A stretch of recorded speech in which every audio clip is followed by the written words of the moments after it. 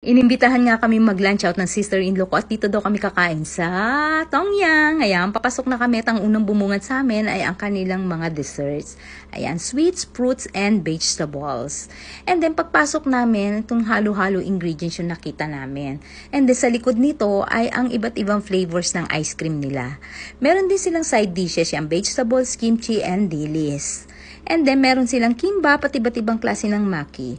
Kapag eat all you can, di talaga ako kumukuha nito kasi ang bigat nito sa tiyan. Di ako makakarami, kaya mag-skip agad tayo dito. So, dito na tayo sa tempura. And then, meron din silang mixed vegetables. Tapos, itong kanilang laksa at spare ribs. Meron din silang kikiam. Ayan, ito yung sweet and sour, tofu. Ito, hindi ko alam kung anong tawag dito. And then, pansit dahil may nagsa-celebrate nga ng birthday. So, ito yung Chinese corner nila. Iba't ibang variant ng siopaw, then dumpling sa taas. And then punta tayo sa seafood corner. Dito mamimili ka kung gusto mo siyang ishabu-shabu or i-grill mo siya. Tapos, eto naman yung pwede mong ilahok sa iyong mga shabu-shabu. Ayan. And then, may iba't ibang klase sila ng noodles. Pero hindi kami kumukuha nito kasi nga mabigat to sa tiyan. And then, punta na lang tayo dito sa vegetables. Ayan. So, ito yung pwede nyo ilahok sa inyong shabu-shabu. At ito naman yung kanilang meat area. So, mostly ito yung mga i-grill.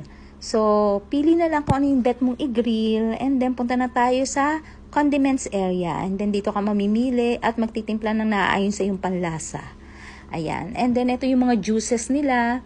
Meron din silang mga mineral water, beer, coffee, and soft drinks. And then, ayan, mag-start na kaming magluto-lutuan.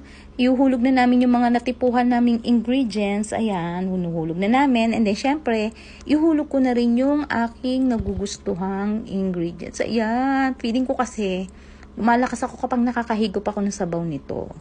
Ayan. And then, mag-start na kaming kumain. Ayan na, yung mga pinagkukuha namin. And then, ito yung igigrill pa namin. Meron pala kaming chicken feet. Ayan, paborito ng mother-in-law ko. Kada kakain kami sa eat all you can, yun yung una niyang kinukuha kasi mabilis maubos. And then, ito na, dessert time. Ayan, yung halo-halo ko. And then, syempre, magko-coffee na ako kasi pauwi na. And desserts. And then, ito na yung tsura ng table namin. Napansin namin, meron kaming piece of shame. Ayan. And then, family picture bago umuwi. So, ayun na. And then, ayan, palabas na kami ng parking lot. Pauwi na kami kasi nga, baka matraffic pa kami. Kaya, bye-bye!